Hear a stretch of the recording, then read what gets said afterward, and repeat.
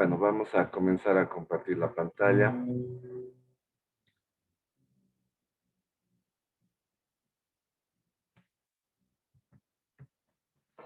Bueno, vamos a comenzar con esta diapositiva en la cual nos explica claramente, ¿no? Que en la anterior clase habíamos aprendido a evaluar A en el sistema de trauma, que es el ABCDE, donde teníamos dos grandes objetivos.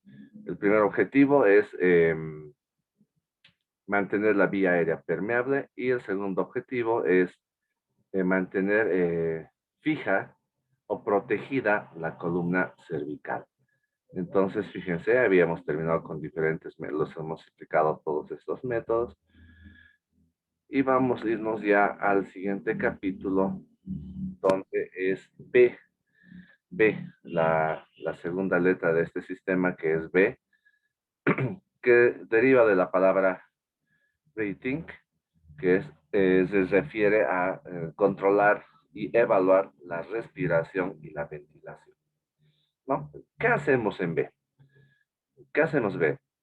Vemos el paciente cómo respira, vemos la frecuencia respiratoria, vamos a ver la amplitud de la expansión torácica, vamos a ver si el tórax se mueve o no en forma simétrica, si un lado está más abombado que el otro o no, o si los dos están iguales.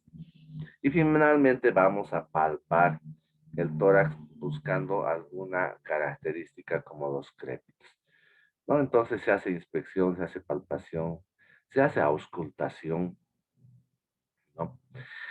Durante la evaluación de B es necesario exponer el cuello, porque ya se van a dar cuenta, como ven en esta imagen de acá, la pequeñita, entonces se tiene que exponer el cuello porque en algunos casos se puede ver este tipo de patologías o de signos como la ingurgitación yugular que nos puede orientar a llegar a un diagnóstico, ¿no?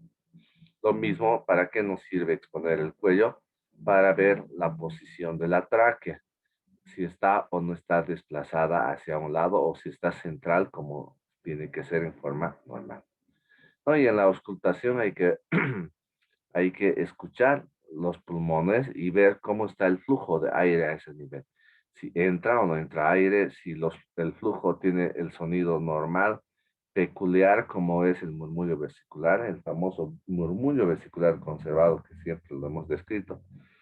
Y en la percusión es una maniobra muy importante en la cual nosotros a través de esta maniobra podemos identificar el sonido de algunas patologías como ser la presencia de hiperresonancia como se presenta en el neumotórax y la matidez como se presenta en el hemotórax, por ejemplo, ¿no? Entonces eso nos puede hacer diferenciar de un cuadro hacia otro, independiente o dependiente en este caso del sonido que nosotros vayamos a percibir. Entonces vuelvo a repetir, P que es evaluación o control de la respiración y la ventilación. En este paso también es importante controlar la frecuencia respiratoria. Vuelvo a repetir, la frecuencia respiratoria está oscilando entre 16 a 20 respiraciones por minuto. ¿No? Muy bien. En esta parte, a través de estas maniobras semiológicas, que es la inspección, la palpación, la percusión, la ocultación, debemos identificar patologías precisas que van a comprometer la integridad del paciente. Vamos a nombrarlas. Básicamente, cuatro patologías se refieren al sistema o al aparato respiratorio y una de estas va muy relacionada al sistema circulatorio. ¿Ya? Esas cuatro patologías son el hemotórax, el neumotórax abierto, tenemos el taponamiento cardíaco y finalmente tenemos el tórax inestable. Ya, entonces esas son las cinco patologías. De estas cinco patologías que les he mencionado, cuatro van a afectar al sistema respiratorio y una de estas afecta al sistema circulatorio. Bueno, vamos siguiendo explicando qué es el neumotórax. El neumotórax es la presencia o la acumulación de aire en el espacio pleural. O sea, ¿qué significa? Normalmente nosotros tenemos un espacio pleural virtual. O sea, que existe ese espacio, pero no está ocupado por nada. Apenas existe una pequeña cantidad de líquido pleural que tiene la función de lubricar esta superficie, tanto de la pleura parietal como visceral, para que los movimientos respiratorios del pulmón puedan ser más fáciles. Eso es en forma normal, pero nunca hay una acumulación excesiva, apenas es una pequeña lámina de líquido pleural que permite el movimiento. Entonces, el neumotórax es la presencia de aire en este espacio, por lo cual crea un espacio real cuando se presenta aire, ¿no? Entonces, ustedes fíjense en la imagen, y es una imagen muy gráfica. En la parte que estoy marcando con el cursor, tenemos una imagen en la cual está llena de aire esta cavidad pleural. Y eso nos damos por la ausencia de la trama broncovascular que presenta normalmente el pulmón. Entonces, en este caso es una imagen clara, hiperclara, así se llama en radiología cuando vemos una imagen negra. La imagen hiperclara representa la presencia de aire, no se olviden. Entonces existe aire en la cavidad pleural. En cambio, en el otro lado, vean ustedes, existe una especie de líneas blancas, para que ustedes me entiendan, que es la trama broncovascular, lo cual representa la presencia del pulmón, porque no se olviden que el pulmón también, en su interior, dentro de su parénquima, por la función que realiza, tiene aire en su contenido, pero ese aire está intercalado o interpuesto con la trama broncovascular, lo cual nos ayuda a nosotros a diferenciar de un neumotórax o de la hiperclaridad de un neumotórax con la hiperclaridad que normalmente tiene el pulmón. ¿Ya? Entonces, vuelvo a repetir, el neumotórax es la presencia de aire en el espacio pleural, que ese aire ¿de dónde ha llegado? Puede haber entrado del exterior hacia la cavidad pleural a través de una lesión, o puede haber salido del pulmón también a través de una lesión, y puede haber salido del pulmón a través de otra lesión a nivel pulmonar. Dentro del neumotórax tenemos una variedad que es el neumotórax a tensión, la cual vamos a explicar más adelante.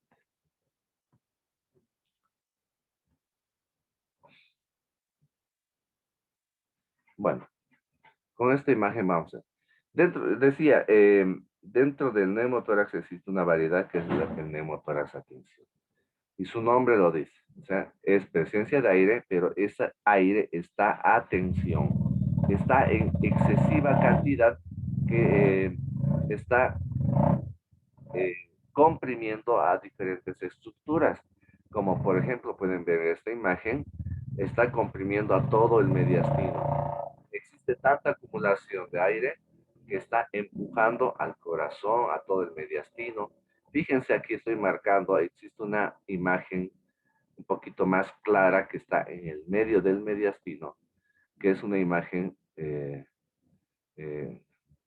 clara, ¿no? Ese es el aire traqueal. Incluso la tráquea está siendo desplazada hacia el lado sano, porque el lado enfermo es este lado izquierdo de esta imagen que estoy mostrando, y el lado sano sería el lado derecho. Entonces, fíjense, la tráquea, el mediastino e incluso el corazón están siendo empujados hacia el lado que no está afectado. ¿Ya? Entonces, ya se imaginarán la, la enorme tensión o presión que existe en esta cavidad pleural afectada, que por esta compresión que está realizando, pues va a producir alteraciones fisiopatológicas, como lo habíamos mencionado en la etiología del shock compresivo, ¿no? Entonces, esta esta hipertensión del pulmón va a comprimir más que todo y va a dificultar el retorno venoso hacia la aurícula derecha, o sea, lo va a comprimir, independientemente que esté o no esté en el lado derecho o izquierdo de, del tórax. ¿Sí? Entonces comprime las venas cavas, tanto inferior como superior, la aurícula derecha y obviamente el llenado cardíaco va a estar afectado. El retorno venoso, no el retorno venoso, sino la precarga. Y si la precarga va a estar afectada, pues la poscarga de ende va a estar afectada, lo cual este neumotórax, atención, como complicación, va a desencadenar a lo que hemos denominado el shock obstructivo, el shock compresivo, como lo ven en algunas literaturas, ¿no? Entonces, eh, ya estamos un poco reforzando a lo que ya habíamos visto en el capítulo de shock. Bueno, entonces nosotros, ya después de saber qué es el neumotórax, atención, debemos reconocerlo.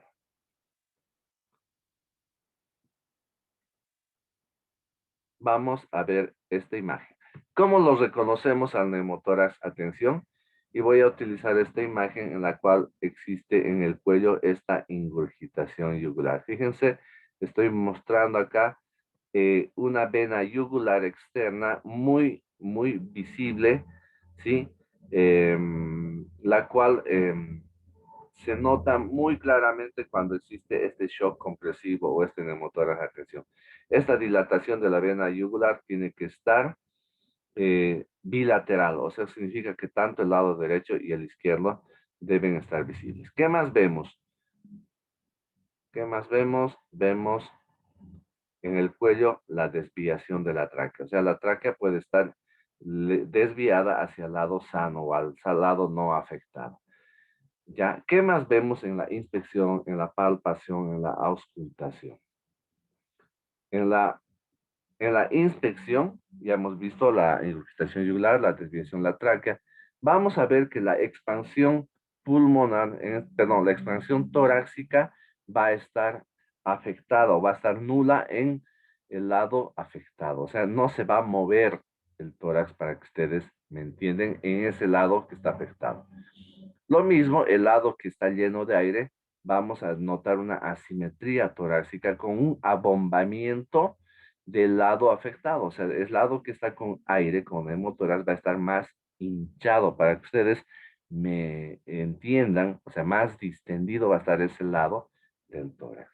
Si nosotros percutimos ese lado afectado, ese lugar que está distendido, seguramente vamos a encontrar hiperresonancia. ¿Podemos repetir? En la percusión encontramos hiperresonancia del lado afectado. O sea, un sonido mucho más timpánico de lo normal. Si nosotros auscultamos ese lugar con seguridad, no vamos a percibir el murmullo vesicular, o sea, la entrada de aire va a estar nula o muy disminuida. ¿Por qué? Porque el pulmón que debería producir esos ruidos está colapsado. Ya entonces existe eso a la auscultación. A la palpación nosotros algunas veces podemos, normalmente escuchamos las vibraciones vocales. Digo, percibimos a la palpación las vibraciones vocales, apoyamos la palma de la mano en el tórax y le hacemos repetir al paciente palabras resonantes como 33 o carretero o simplemente hablar al paciente y nosotros percibimos las vibraciones vocales en la palpación. Y obviamente por la presencia de aire que se interpone entre el pulmón y nuestra mano, no vamos a percibir las vibraciones vocales durante la palpación.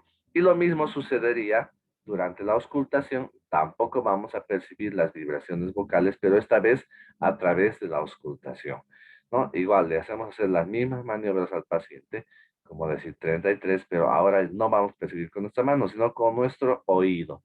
Y las vibraciones van disminuyendo. Entonces, con todo este diagnóstico, especialmente con la ingurgitación yugular, la desviación de la tráquea, signos de insuficiencia respiratoria. ¿Qué signos de insuficiencia respiratoria nos va a producir el neumotórax? Atención, por ejemplo, cianosis peribucal, cianosis distal en los dedos, nos va a producir también aumento de la frecuencia respiratoria por encima de los valores normales. Algunas veces el uso de músculos accesorios para introducir el aire, como el aleteo nasal, o sea, los orificios de las fosas nasales se van a abrir en cada inspiración, ¿no? Donde se nota un esfuerzo respiratorio y a veces retracciones musculares como a nivel del espacio supraclavicular, infraclavicular y en los intercostales. En los niños se aprecia muy fácilmente las retracciones subcostales, por ejemplo. ¿Ya? Entonces, todos estos signos que les he mencionado nos van a hacer llegar a un diagnóstico de neumotórax atención.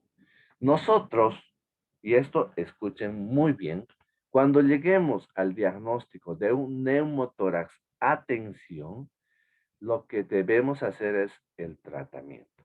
¿Cuál es el tratamiento del neumotórax atención? Ojo, vuelvo a repetir, lo que debemos hacer es el tratamiento de emergencia, porque esta patología, el neumotórax atención, se considera como una emergencia médica, ¿ya? Y el tratamiento consiste en descomprimir esa hipertensión que existe a nivel del espacio pleural. ¿Cuál es la forma más rápida de descomprimir? Obviamente sacar el aire a través de una punción. Técnicamente esa punción se llama toracocentesis, ¿ya? Y la toracocentesis del neumotórax atención se lo puede hacer hasta antes de la 10ª edición de la TLS. Se indicaba que esta función se la hace en el segundo espacio intercostal a nivel de la línea media clavicular, como pueden ver ustedes aquí en esta imagen que estoy remarcando. Aquí hay un esqueleto, ¿no? Donde se está introduciendo una aguja en el espacio, en el segundo espacio intercostal del lado afectado, obviamente, ¿no? Se hace una punción y obviamente estas agujas o estos trocars van a permitir el egreso del aire que está en forma hipertensiva en el espacio pleural. Actualmente también se indica que esta punción podemos hacer a nivel de la línea medio clavicular, quinto espacio intercostal del lado afectado. ¿Ya? Entonces, esos son ya algunos conceptos. No necesariamente en el segundo espacio, podemos hacer en el quinto espacio intercostal, línea media clavicular. Ese es el tratamiento de emergencia. Posteriormente, después de hacer tratamiento de emergencia, el tratamiento definitivo del neumotórax va a ser el colocado de este tubo. Fíjense, este tubo que estoy marcando en la imagen es un tubo que está entrando a la cavidad pleural y que obviamente por la luz y el mecanismo en el cual va a estar conectado, va a permitir el ingreso de mayor cantidad de aire. Pero con esta punción nosotros hemos salvado la vida porque estaríamos evitando que este paciente entre en lo que es la complicación del neumotórax de atención, que es el shock compresivo o shock obstructivo que hemos nosotros mencionado anteriormente. Y posteriormente, como les había indicado, colocamos el drenaje pleural, ¿sí? El avenamiento pleural, que es otro término que van a escuchar ustedes. ¿Ya? Entonces, con esta imagen vamos a volver a indicar cuándo debemos pedir nosotros una radiografía. Justamente cuando estamos en B, ya habíamos dicho, ¿no es cierto? En A debemos siempre solicitar una radiografía de columna cervical lateral durante la evaluación de A. Y en B, el estudio que siempre se solicita es una radiografía de tórax. Esta es una proyección PA, donde nosotros podemos ver diferentes signos, ¿no? La presencia de aire, desviación de la tráquea, etc. Ahora, la pregunta es, ¿se debe o no se debe pedir una radiografía cuando nosotros llegamos a un diagnóstico neumotórax? Sí, se debe pedir una radiografía cuando llegamos a un diagnóstico neumotórax para corroborar el diagnóstico.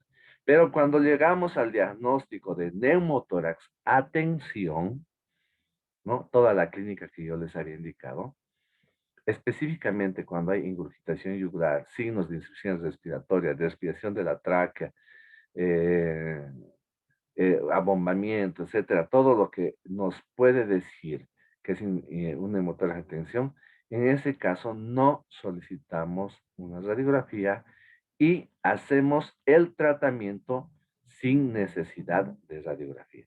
¿Por qué? Porque se dice que nosotros podemos perder valiosos minutos de recuperar o de compensar al paciente mientras ya sacamos una radiografía, y durante la radiografía el paciente puede descompensarse y desencadenar un estado de shock, por lo cual no está indicado. Es más, podría decir que está contraindicado la realización de una radiografía de tórax si nosotros hemos llegado al diagnóstico de neumotórax. Atención, ¿ya? Sin embargo, cuando es un neumotórax simple, cuando no hay alteración de la frecuencia respiratoria, no hay ingurgitación yugular, no hay desviación de la tráquea, no hay insuficiencia respiratoria, ¿no es cierto? Solamente encontramos timpanismo, en la percusión, mala entrada de aire en un lado. Entonces, y llegamos al diagnóstico de neumotórax, ¿no? Entonces, en ese caso sí se realiza la radiografía de tórax, ¿no? Neumotórax simple. Ahí sí se hace la radiografía de tórax. Bien. La otra patología que debemos eh, em, encontrar durante la evaluación del tórax y de B es el hemotórax. El hemotórax es, en este caso, la acumulación de sangre en el espacio pleural. ¿Por qué? Porque seguramente algún vaso sanguíneo, que puede ser arterial o venoso, a través del trauma, que puede ser un trauma penetrante o no penetrante, puede haber producido un sangrado y la sangre se ha acumulado en el espacio pleural. ¿Ya? Entonces, este paciente va a tener, igual que en el neumotórax, algunos signos específicos. Entonces, en la inspección, ¿qué podemos encontrar? Generalmente un neumotórax no llega a desviar la tráquea y tampoco a producir una hipertensión al el nivel pleural. Entonces, no vamos a encontrar probablemente ingurgitación yugular ni desviación de la tráquea. Lo que sí puede reducir de alguna forma la expansión torácica. En la auscultación, igual vamos a encontrar una disminución de la entrada de aire o abolición por la presencia de sangre que se interpone entre la pared torácica que estamos escuchando y el pulmón. Entonces, esa capa de sangre nos impide eh, una mejor, escuchamos menos la sensación sonora que produce los ruidos respiratorios. Entonces, hay una disminución de los ruidos respiratorios. De la misma forma, durante la percusión, en este caso es una forma, la percusión nos hace diferenciar mucho del neumotórax, ya que en el hemotórax percibimos el sonido de mate, la matidez. En cambio, en neumotórax percibimos nosotros un sonido timpánico. Entonces, lo contrario de timpánico es el sonido mate que nosotros encontramos en el hemotórax. ¿Ya? Las vibraciones vocales igual van a estar disminuidas. ¿Por qué? Porque hay una capa de sangre que se interpone entre el pulmón y la pared torácica que nos evita percibir las vibraciones vocales, ya sea la palpación o la auscultación. No, no se olviden, las vibraciones vocales se pueden percibir con la palpación y con la auscultación. ¿Ya? Entonces, de esa forma nosotros percibimos el neumotórax, digo, el hemotórax, llegamos al diagnóstico. Fíjense, son diagnósticos clínicos. Cuando nosotros tenemos un hemotórax o sospechamos de un hemotórax, pedimos una radiografía y van a ver, fíjate que esa hiperclaridad que veíamos normalmente, como se ve en este lado derecho de la imagen que estoy marcando, esa es la claridad normal que tiene el pulmón, una imagen negra para que ustedes me entiendan, con unas líneas blancas, que es la trama broncovascular. En este caso, en la presencia del hemotórax, se ve blanco todo. Eso es para que me entiendan. Pero radiológicamente se dice, esta es una imagen opaca, ¿no? Se opacifica toda esta imagen. ¿Por qué? Porque existe sangre en todo este espacio. ¿Ya? Entonces, este paciente, vamos a suponer, si es un paciente trauma, que esta acumulación, esta opacificación es por la acumulación de sangre en el espacio pleural. Ya, entonces, de esa forma nosotros podemos llegar al diagnóstico tipo de un hemotórax. Pero al igual que el neumotórax, existe una variedad importante del hemotórax masivo, del hemotórax que se denomina hemotórax masivo. Esta variedad de hemotórax masivo, ¿cómo vamos a diferenciar de un hemotórax simple a un hemotórax masivo? En la clínica, básicamente vamos a advertir, además de toda la clínica que ya he mencionado, vamos a advertir signos de hipovolemia. ¿Sí? ¿Qué signos son de hipovolemia? Que ya hemos visto eso durante el shock hipovolémico. Vamos a encontrar al paciente taquicárdico, hipotenso, pálido, ¿no? Con aumento de la frecuencia cardíaca por niveles encima de 100, 110, 120, etcétera. La hipotensión marcada, ¿no? Etcétera, etcétera. Entonces, cuando nosotros veamos ese paciente que está así, vamos a suponer que su hemotórax es masivo. Pero la forma más determinante de, de, de, de afirmar que es un hemotórax masivo es en el momento de la colocación de un tubo pleural. O sea, el tratamiento del hemotórax masivo o del hemotórax es la colocación de un drenaje pleural para sacar la sangre del tórax. Entonces nosotros colocamos este tipo de drenajes tanto para el hemotórax o para el hemotórax y vemos en el caso del hemotórax el egreso de sangre. ¿Y cuando determinamos que es un hemotórax masivo? Ya les he dicho, signos de hipovolemia, pero existe este enunciado que dice, cuando el egreso de sangre es mayor a 1500 cc de sangre, entonces le ponemos el título de hemotórax masivo. ¿Para qué nos sirve determinar si es un hemotórax simple o un hemotórax masivo? Simplemente para determinar una conducta posterior. Si es un hemotórax simple, o sea, menos de 1500 cc de sangre, entonces el tratamiento es suficiente con el drenaje pleural. Pero si hemos llegado al diagnóstico de hemotórax masivo por el egreso de más de 1500 cc de sangre, entonces la conducta es quirúrgica. Eso significa que existe un vaso sanguíneo activo dentro de la cavidad pleural que está acumulando mucha cantidad de sangre. Entonces, este paciente se tiene que operar. Para eso sirve la determinación de un hemotórax masivo o un hemotórax simple. Existe otra forma también de determinar el hemotórax masivo. Una vez que hemos colocado el drenaje pleural, ¿no? Y nosotros hacemos los controles horarios de cuánto ha salido sangre a través del drenaje pleural, decimos que si sale más de 300 ml por hora durante más de 2 horas, más de 3 horas, perdón, entonces se considera también como hemotórax masivo. ¿No? Vuelvo a repetir. Como también llegamos al diagnóstico de hemotórax masivo cuando decimos que existe más de 300 ml por hora que egresa durante más de 3 horas.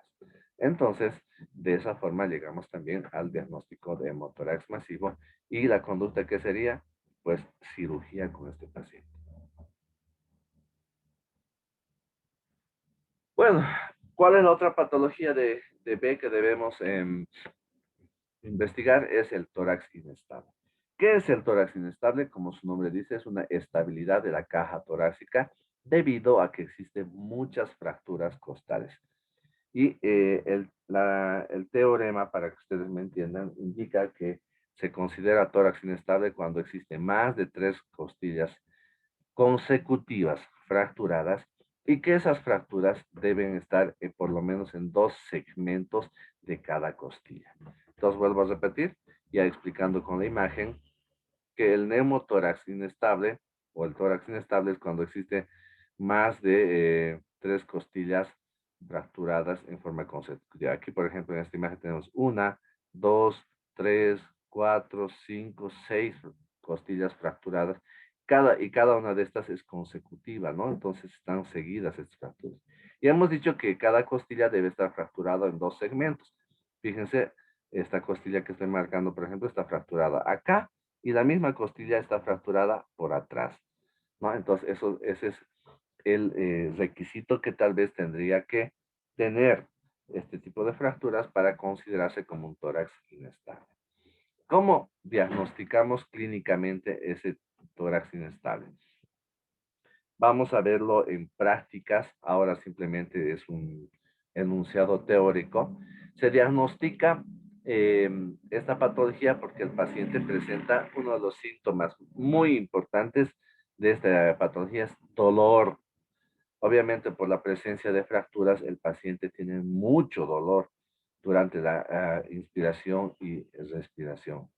¿No? Eso es lo que nos indica el paciente. Pero durante el examen nosotros podemos encontrar una disminución de la expansión torácica del lado afectado. Vamos a encontrar lo que es la respiración paradójica. Ya eso lo vamos a explicar a través de un video más adelante, ¿no? Pero que explico, la respiración paradójica es un movimiento asincrónico de la respiración. Normalmente durante la respiración, en la inspiración el tórax se tiene que expandir y en la expiración se tiene que comprimir el tórax. Eso en forma normal. Pero en este caso, la respiración paradójica sucede lo contrario. En la zona afectada durante la inspiración, esta zona se deprime y durante la expiración, esta zona se abomba. Eso significa la respiración paradójica. Entonces, encontramos en el tórax inestable la respiración paradójica. Si nosotros palpamos este lugar, obviamente vamos a percibir probablemente la presencia de crépitos, pero crépitos por la fractura ósea. Eso se llama crépitos óseos. Obviamente mucho dolor a la palpación. Va a estar disminuida la entrada de aire en la auscultación. ¿Por qué? Porque el paciente no quiere respirar profundamente. ¿Por qué? Porque le produce dolor.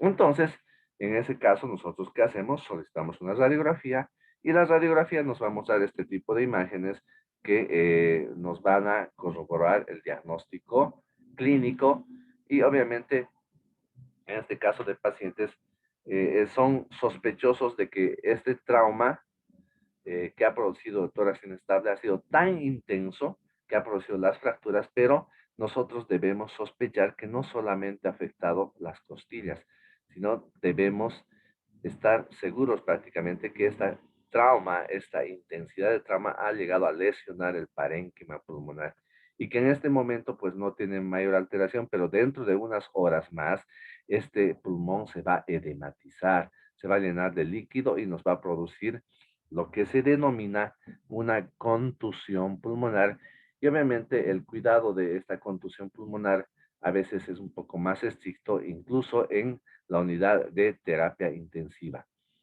¿no? Y los terapistas, cuando ya determinan el tórax inestable y como complicación la contusión pulmonar, pues a este paciente lo entuban. Es lo que se denomina en trauma la fijación interna. La intubación del paciente eh, a la máquina de respirar se denomina la fijación interna. ¿Por qué? Porque estamos expandiendo al pulmón, ¿no? Desde adentro, o sea, a través de la fuerza y la presión que tiene la máquina de respiración, ya que el paciente no puede tener la suficiente potencia para inflar los pulmones por sí solo.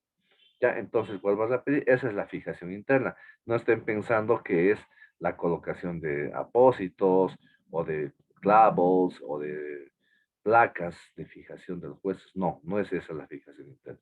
La fijación interna, vuelvo a repetir, es a través de la conexión del paciente a una máquina de respiración para que se le introduzca aire a presión positiva y pueda permitir la expansión pulmonar. ¿Ya? Bueno, la otra patología que debemos investigar es el tórax abierto o neumotórax abierto. Y la definición de neumotórax abierto es la presencia de una lesión que normalmente debe ser evidente mayor al diámetro de la tráquea, ¿no? Obviamente, fíjense acá en esta imagen que estoy buscando o que estoy mostrando, es una lesión del tórax en la cual incluso estamos viendo que sale una parte del pulmón. Y a través de esta lesión, pues el aire está entrando y saliendo del tórax en forma libre, no hay obstáculo. Entonces, el diagnóstico de esta patología que es neumotórax abierto es simplemente a través de la inspección. Y también a través de esta lesión nosotros percibimos un flujo de aire, lo que llamamos el soplo, ¿no? Del soplo torácico. Entonces, entra y sale el aire y eso nosotros a veces lo escuchamos y lo sentimos. Entonces, no es difícil el diagnóstico de esto. Lo que sí hay que hacer el tratamiento en forma inmediata, que consiste en la oclusión de esta lesión. Hay que tapar, para que ustedes me entiendan. Pero no se sutura, ¿no? Como emergencia no se sutura, simplemente hay que tapar. ¿Cómo se tapa? Fíjense, aquí hemos utilizado en esta imagen, en esta lesión, un apósito que ocluye. Puede ser un plástico, puede ser un pedazo de guante, incluso ya hay prefabricados algunos insumos para hacer este tipo de oclusión, en la cual tres bordes, perdón, de esta parche oclusivo están completamente sellados. Sin embargo, hay un borde que permite el flujo de aire, pero más que todo permite la salida de aire y no así el ingreso de aire a la cavidad pleural.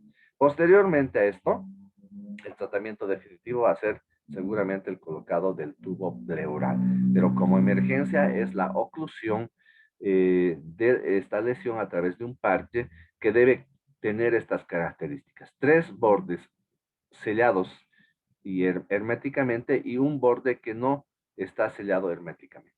¿Bien? Estas son las cuatro patologías respiratorias que encontramos en B. Y la quinta patología respiratoria, la quinta patología es de origen circulatorio, que la vamos a ver en la siguiente clase cuando continuemos nuestro tema. ¿Ya? Entonces, de esta manera vamos a finalizar nuestra clase, muchachos, y mañana estaríamos continuando. Que tengan un buen día. Hasta luego, doctor. Hasta luego. Hasta luego.